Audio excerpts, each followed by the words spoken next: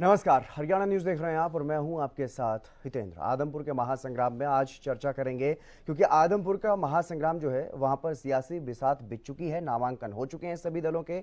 और ऐसे में क्योंकि भव्य बिश्नोई बीजेपी की तरफ से जो उम्मीदवार हैं वो बिश्नोई समाज से हैं, बाकी जो मुख्य दल हैं उनमें से 3 उम्मीदवार जाट समुदाय के हैं। जातीय समीकरण क्योंकि चुनाव में काफी मायने रखता है और ऐसे में इसीलिए जातीय समीकरण पर भी चर्चा करेंगे। और वहीं अगर बात करें उम्मीदवारों की, तो उम्मीदवारों की तरफ से सिर्फ कांग्रेस के पार्टी के नेता जो हैं जेपी, वो पुराने नेता रहे हैं कांग्रेस के। बाकी सभी जो नेता हैं तीनों दलों के, जो मुख्य 3 दल हैं, बीजेपी है, इनेलो है, आम आदमी पार्टी, इन तीनों पार्टियों के उम्मीदवार जो हैं वो कांग्रेस की पृष्ठभूमि वाले हैं। तो ऐसे में चुनाव काफी दिलचस्प होने वाला है। एक रिपोर्ट आप देखिए, उसके बाद करेंगे चर्चा।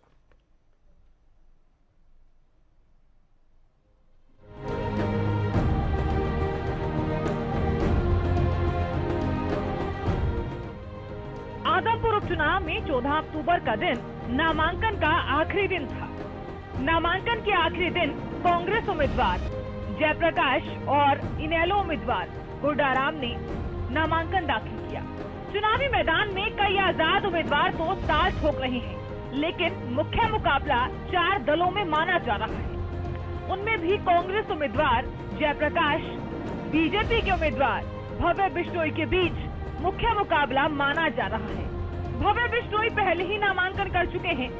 भजनलाल परिवार की छवि सत्तारूढ़ दल बीजेपी और जेजेपी के कामों के सहारे भव्य का पलड़ा भारी माना जा रहा है। तो वहीं कांग्रेस की तरफ से नेता प्रतिपक्ष भूपेंद्र सिंह हुड्डा के लिए ये लड़ाई नाक का सवाल बनी हुई है।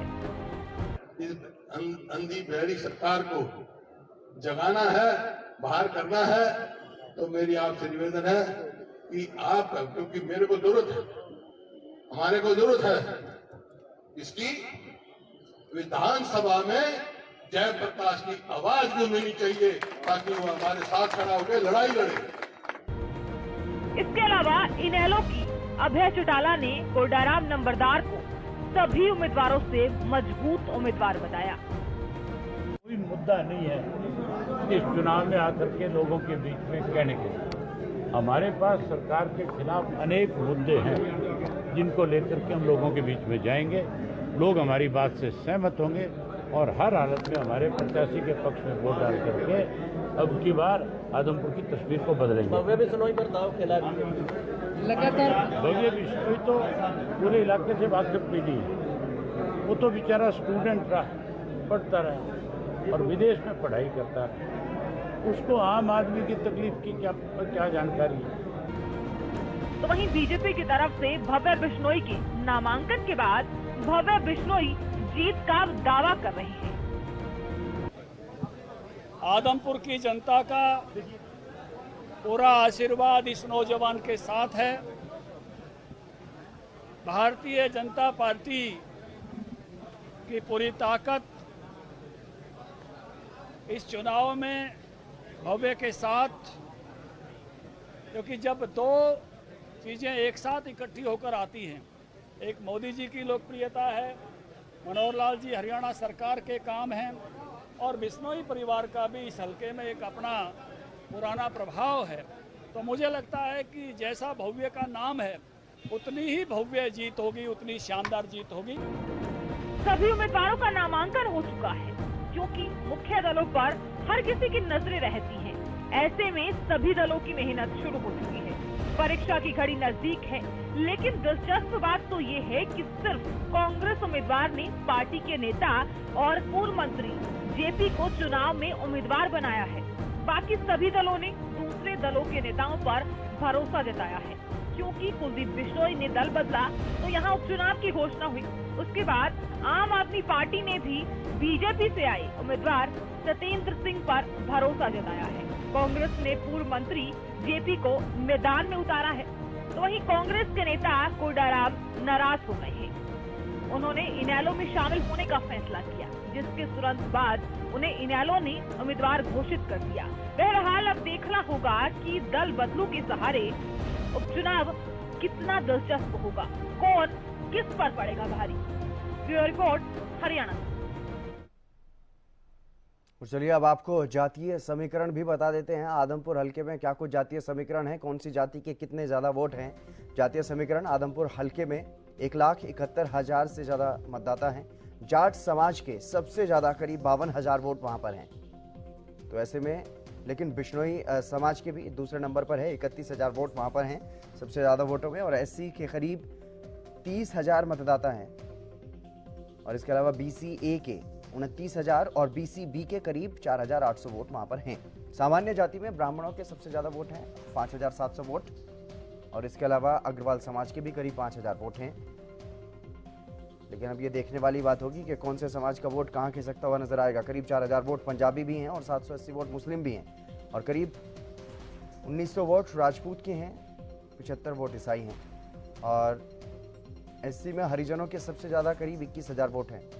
बीसी में सबसे ज्यादा खातियों के करीब 8,200 वोट हैं। कुम्हार बिरादरी में करीब 6,500 वोट हैं। बिश्नोई समाज से केवल बीजेपी के उम्मीदवार भव्य मैदान में हैं। बाकी तीनों मुख्य उम्मीदवार जो हैं वो जाट समाज से संबंध रखते हैं।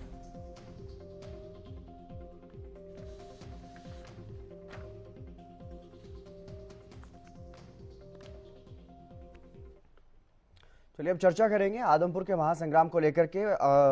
अमित तिवारी हमारे वरिष्ठ संवाददाता हमारे साथ जुड़ गए हैं अधिक जानकारी के साथ। और रणवीर सिंह भी हैं, राजनीतिक विश्लेषक हैं, वो भी हमारे साथ जुड़ेंगे। अमित तिवारी, सबसे पहले मैं आपके पास ही आऊंगा। क्या कुछ देखने को मिल रहा है, क्योंकि अब सिर्फ और सिर्फ मेहनत बची है। अब मेहनत में जुट गए हैं, चुनाव प्रचार में जुट गए हैं सभी उम्मीदवार, क्योंकि आज नामांकन की छंटनी का दिन है, स्क्रूटनी का दिन है। और उसके बाद अब जो चुनाव प्रचार में ताकत झोंकना शुरू कर दिया सभी उम्मीदवारों ने। किसका पलड़ा भारी दिखाई दे रहा है और क्या कुछ जातीय समीकरण वहां पर कहते हैं?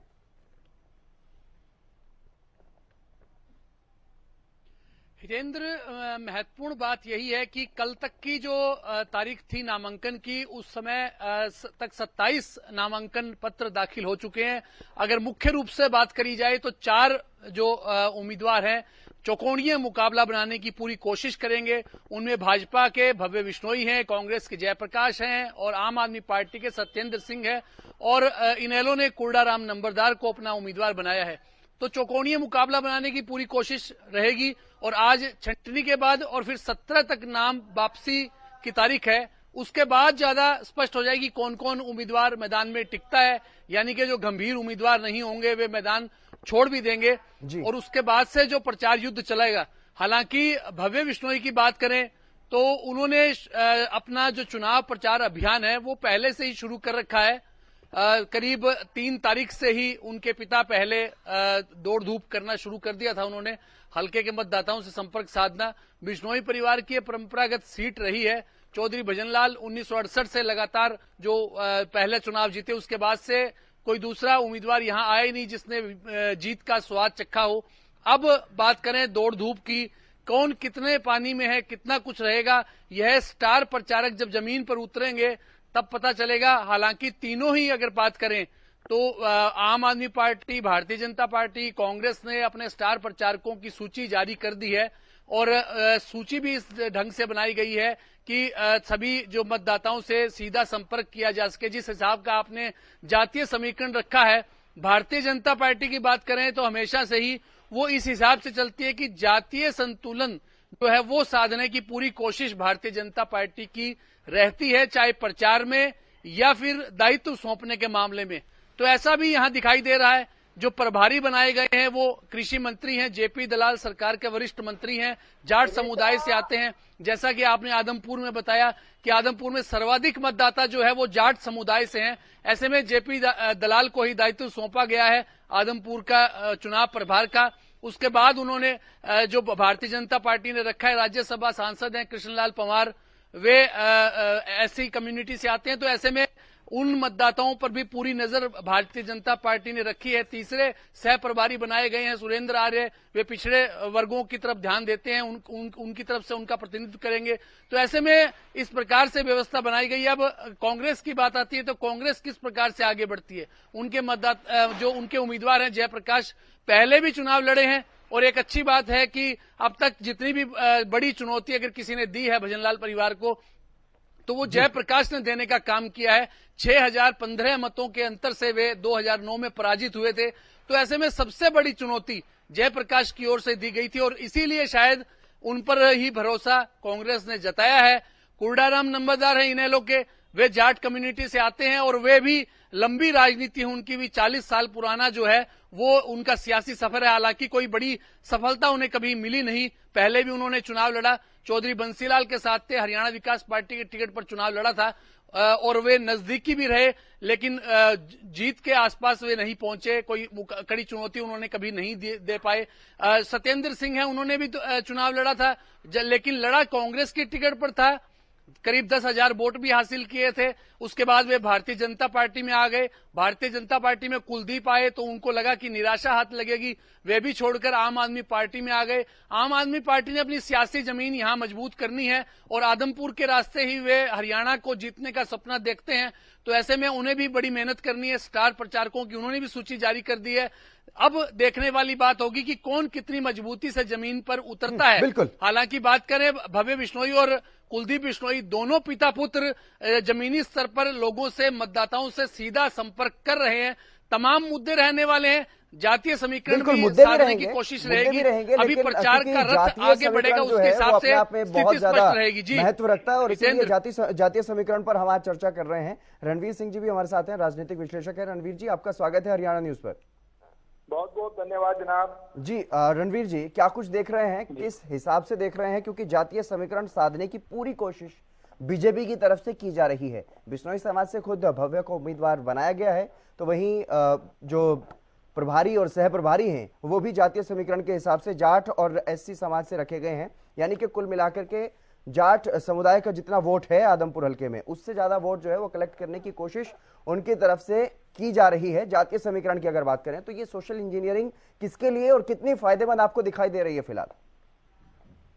देखिए, मैं वहां पे एक प्रशासनिक अधिकारी के तौर पे भी रहा हूं जी, और मैं अभी जो नजदीक मेरा दौरा रहा उस एरिया के अंदर, खासकर सोनाली फोगाट की डेथ के बाद, उससे मुझे ये लग रहा है कि जो बुजुर्ग हैं, बुजुर्ग वोटर है, वो तो जातीय व्यवस्था में कहीं न कहीं पड़े हुए हैं, जिनकी उम्र मोर देन 60 साल है जी। और जो बीच का वोटर है 60 से और 40 वाला, वो कहीं न कहीं इस चक्कर में है कि हमारी जो समस्याएं हैं विकास की, चाहे वो बिजली है, पानी है, सड़क है, स्कूल है, चिकित्सा वगैरह है, उस पे पड़ा हुआ है कि उसके लिए हमारा कौन काम करेगा। और जो यूथ है, चाहे वो बेटा हो चाहे बेटी हो, वो सभी लोग रोजगार के चक्कर में हैं। और मैं ये देख रहा हूं कि भाई यहाँ पे जो सिस्टम बन रहा है जातीय का, उस जातीय पे मेरे हिसाब से जो मेरी कैलकुलेशन है या मेरा अनुभव वहां बता रहा है, वो 10% से ज्यादा प्रभाव नहीं डाल पाएगा जी। मेन मुद्दा इसमें परिवारवाद का भी उठेगा। परिवारवाद की भी इन परिवारों ने ही ठेका ले रखा है। मेन मुद्दा वहां पे ये उठेगा कि ये बाहरी लोग कौन आ गए हैं। एक मेन मुद्दा ये भी उठेगा कि ये जो दल बदलू लोग हैं, ये क्या टिकेंगे।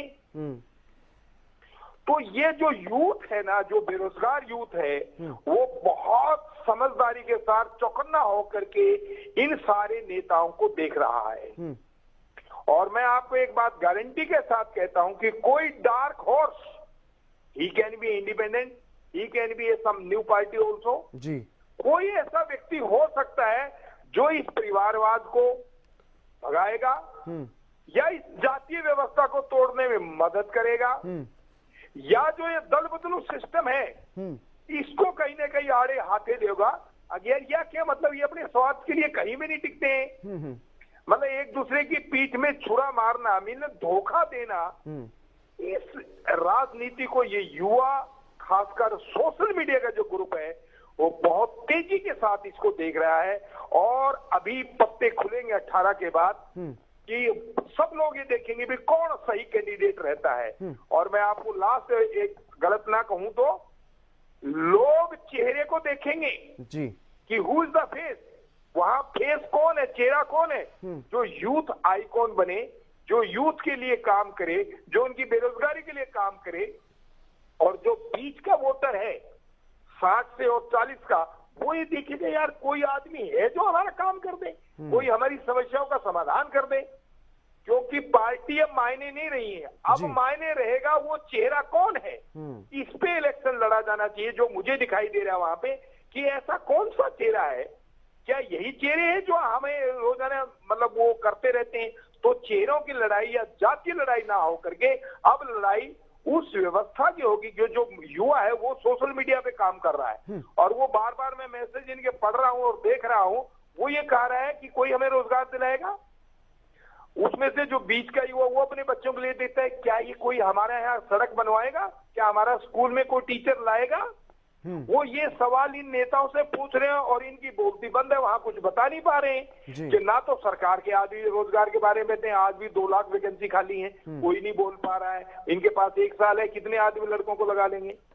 विकास का जहां तक सिस्टम है, रोडों का वहां बहुत बुरा हाल है। किसी गांव में जाओ, बेचारों को चलने की जगह नहीं है। स्कूल का वहां बहुत बुरा हाल है, ये मैं खुद अपनी आंखों से देख के आया हूँ। स्कूल में टीचर नहीं है, ये एक बहुत बड़ी समस्या है वहां की। और इस सरकार की या इन नेताओं की कोई भी चेहरा ऐसा नहीं है जो ये लोगों को गारंटी दे दे कि मैं तुम्हारे यहाँ टीचर ला दूंगा, मैं तुम्हारे यहाँ रोजगार ला दूंगा, या मैं तुम्हारी समस्याओं का समाधान करा दूंगा। तो आप यूथ के ऊपर, जो यूथ वोटर है, उस पे हमें बहुत तवज्जो रखनी पड़ेगी। वो 18 के बाद ये सोचेगा, फिर इनका सोशल मीडिया का जो सिस्टम चलेगा उस पे बहुत कुछ डिपेंड करेगा। क्योंकि बिल्कुल जो वादे होंगे, जो दावे होंगे हर उम्मीदवार की तरफ से, उन पर अभी चर्चा होनी बाकी है और वो क्या कुछ रहने वाले हैं उस पर भी चर्चा करेंगे। लेकिन अमित, जिस तरीके से रणवीर जी बता रहे हैं कि 10% तक ही ये जो जातीय समीकरण है ये मायने रखेगा इस बार, और इस बार जो युवा वोटर हैं या फिर जो उससे आगे की जो पीढ़ी है, सिर्फ बुजुर्ग वोटर्स में जो है जातीय समीकरण आप साध सकते हैं, लेकिन उसके अलावा बाकी अन्य जो 2 वर्ग बचते हैं, युवा वर्ग और जो मध्यम वर्ग होता है, तो उसमें ये ज्यादा मायने नहीं रखने वाला है। तो इस लिहाज से अगर देखें तो क्या कुछ वहां पर भारी पड़ता हुआ दिखाई दे रहा है? कौन से ऐसे मुद्दे बच जाते हैं जो वहां पर भारी पड़ते हुए दिखाई दे सकते हैं उम्मीदवारों पर?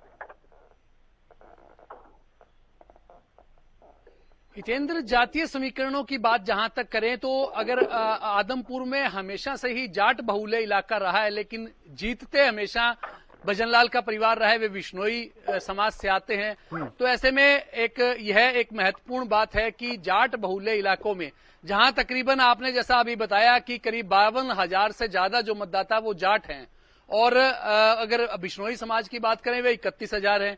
तो ऐसे में अगर जातीय की बात करें तो जाति के हिसाब से तो बिश्नोई समाज काफी पीछे है, और बिश्नोई और जो एससी कम्युनिटी के लोग हैं वो तकरीबन बराबर हैं। तो ऐसे में फिर भी जीत रहे थे भजनलाल परिवार से, आज तक कोई हारा ही नहीं। तो ऐसे में अब देखने वाली बात होगी कि आगे किस प्रकार से रणनीति रहती है। और जहां तक मुद्दों की बात है, जो अभी रणवीर शर्मा जी बता रहे थे कि किस प्रकार से वहां मुद्दे हैं, यह सड़क, बिजली, पानी, जल भराव, यह बड़ी दिक्कतें, और इनकी चर्चा भी पूरी तरह से नहीं हो रही है। यह एक अहम बात है कि जो जलसों में जैसे कि जो प्रचार का अभियान चल रहा है, उस दौरान हमने भी वहां मौजूदगी अपनी दिखाई, हम वहां मौजूद रहे। तो वहां बात तो जो अगर कुलदीप बिश्नोई की करें, भव्य बिश्नोई की करें, वे ये बात जरूर कहते हैं कि भजनलाल जी की विरासत को लेकर आगे बढ़े हैं, तीसरी पीढ़ी उतर आई है, लेकिन विकास की बात कोई नहीं कर रहा। वहां सड़कें टूटी हैं, सड़कों पर से जाने के लिए बड़ी समस्याएं हैं, वहां रास्तों की बड़ी समस्याएं हैं, तमाम मुद्दे हैं। अब इन मुद्दों पर जातीय समीकरण भी हावी रहेगा, निश्चित रूप से रहेगा, क्योंकि जो बाकी पार्टियां हैं उन्होंने जाट कम्युनिटी से ही चेहरे उतारे हैं। अगर मुख्य पार्टियों की बात करें तो तीनों उम्मीदवार जाट से हैं और अकेले भव्य बिश्नोई समाज से हैं। तो देखने वाली बात होगी कि किस प्रकार से मतदाता किस पर ज्यादा भरोसा करता है। वो परंपरागत सीट को बरकरार रखता है, भजनलाल जी के पोते तीसरी पीढ़ी उतरी है, उस पर ही अपना भरोसा कायम रखेगा, या कुछ चेहरा बदलेगा। यह अभी अगला जो प्रचार का अगला जो दौर शुरू होगा 18 तारीख के बाद, जो जैसा कि अभी रणवीर जी भी चर्चा कर रहे थे, तो उसके बाद स्थितियां ज्यादा स्पष्ट हो पाएंगी कि कौन कौन स्टार प्रचारक कितनी मजबूती से उतरता है और किस प्रकार से मतदाता उनकी ओर आकर्षित होते हैं। जी बिल्कुल मैं एक लाइन और बोलना चाहूंगा, अगर आप इजाजत दे तो। हेलो जी रणवीर जी। हेलो जी, मैं एक छोटी सी लाइन, सोनाली फोगाट का हत्या जो है वो भी मुझे लग रहा है एक बहुत बड़ा फैक्टर आएगा, क्योंकि सरकार अभी तक उसको इंसाफ नहीं दिला पाई है। मतलब उनका प्रशासन पे, सरकार पे ये दबाव जाट कम्युनिटी का विशेष तौर से रहेगा कि भी, क्योंकि अब ये भी एक कहीं ना कहीं मुद्दा आएगा, अभी एक आध दिन के अंदर निकलेगा ये मुद्दा कि भी हमें हमारी बच्ची जो कि इस यहाँ आदमपुर के हल्के से इलेक्शन लड़ा है और वो एक बहुत ही मतलब सौभाग्यशाली कैंडिडेट होनी थी, लेकिन भगवान के प्यारे होगी, तो वो भी एक मुद्दा जरूर आएगा। हो सकता है बिश्नोई परिवार से वो जवाब मांग ले। बीच बीच में 2-3 बातें उठी हुई है कि इनकी 2 हत्याएं जो हुई है, आपको याद हो बाली जो इनके चांद मोहम्मद इनके बड़े भाई के साथ हो रही रिलेशन में, उसकी डेथ भी बिल्कुल सेम इसी प्रकार से हुई थी कि उसको भी शराब पिला करके या उसके विसरा में वो जहर आया था, और यही विसरा की जहर की रिपोर्ट अब आगे इसकी आने वाली है, सोनाली जी की। तो वो सवाल भी अब इस परिवारों से पूछा जाएगा कि उसकी हत्या क्यों और किस किस के लिए हुई है, क्योंकि वो बिल्कुल ठीक इलेक्शन से पहले की घटना है, 1 महीने की अभी जी, पिछले 23 तारीख से। बिल्कुल ये अपने आप में एक मुद्दा बन सकता है, लेकिन रणवीर जी बहुत बड़ा मुद्दा मेरे हिसाब से बन के आएगा जाटों की खापों से।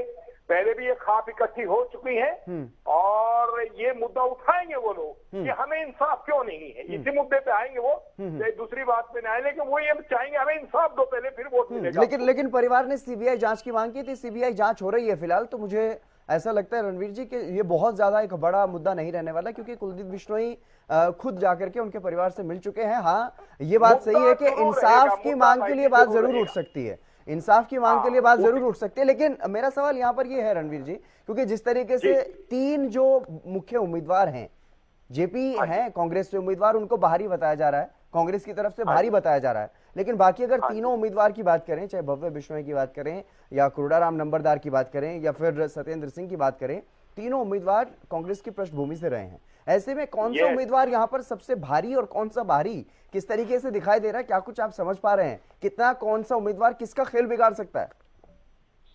देखो, अगर हम कांग्रेस के सिस्टम को लेते हैं जी, क्योंकि जेपी के ऊपर 1-2-3 तकमे हैं, उसे कोई नकार नहीं सकता। पहला तकमा उसके ऊपर पड़ता है कि ये भारी है, तो लोग इसका आवाज उठाएंगे जी। दूसरी एक जो इंटरनल मामला है, अब मुझे पता नहीं है बोलना चाहिए नहीं बोलना चाहिए, लेकिन ये आवाज इलाके में हर बच्चे की जुबान पे है कि भाई वो जुबान से मुकर जाता है, मतलब कहता कुछ है करता कुछ है, या जो मोटे शब्दों में कि वो झूठ बोल देता है। तो उस झूठ वर्ड से लोगों को बड़ी नफरत है, आगे भी इस आदमी को भी क्या बोल दें। दूसरी जो बात आ रही है आम आदमी पार्टी की या इसकी लोकदल वालों की, ये सारे दल बदलू लोग हैं, स्वार्थी लोग हैं, अभी ये सारी पार्टियों में घूम चुके हैं, दोनों के दोनों कैंडिडेट, चाहे वो लोकदल का अगर बात की जाए रणवीर जी, क्योंकि मुख्य रूप से माना जा रहा था कि भव्य बिश्नोई का मुकाबला जेपी से हो सकता है, और जेपी को जब चुनावी मैदान में उतारा गया तो कुरुड़ाराम नंबरदार ने एकदम से पार्टी को छोड़ दिया, कांग्रेस को अलविदा कह दिया और एक गंभीर आरोप लगाया बागड़ी और गादड़ी वाला। वो कितना प्रभावी साबित होगा, वो कितने वोट का नुकसान जेपी को पहुंचा सकता है? देखो, अब ये जो बागड़ी और गादड़ी वाला ये है तो लोकल मुद्दा जी। मैं बार बार दोबारा फिर रिक्वेस्ट कर रहा हूँ, ये जो बुजुर्ग है ना, बुजुर्ग जो काऊ देवीलाल वाली स्टाइल का मामला है, ये वो चीजें हैं। तो ये क्योंकि कोडाराम भी बुजुर्ग आदमी है जी, और जेपी भी बुजुर्ग, ये सारे 60 से ऊपर गए, भव्य अब छोटी उम्र का है। अगर यूथ ने इसको आइकॉन के तौर पे तो ले लिया, अगर भी ये यूथ के लिए कुछ कर देगा उम्मीद हो सकती है, क्योंकि पहली बार चुनावी मैदान में है, बात हो सकती है जी। फिर वो जातीय समीकरण भी उसमें आ जाएगा, क्योंकि लोग चढ़ते सूरज को सलाम करते हैं जी, कि जीत भाई चढ़ते सूरज को भाई कौन है युवा का आइकॉन, कौन बन सकता है।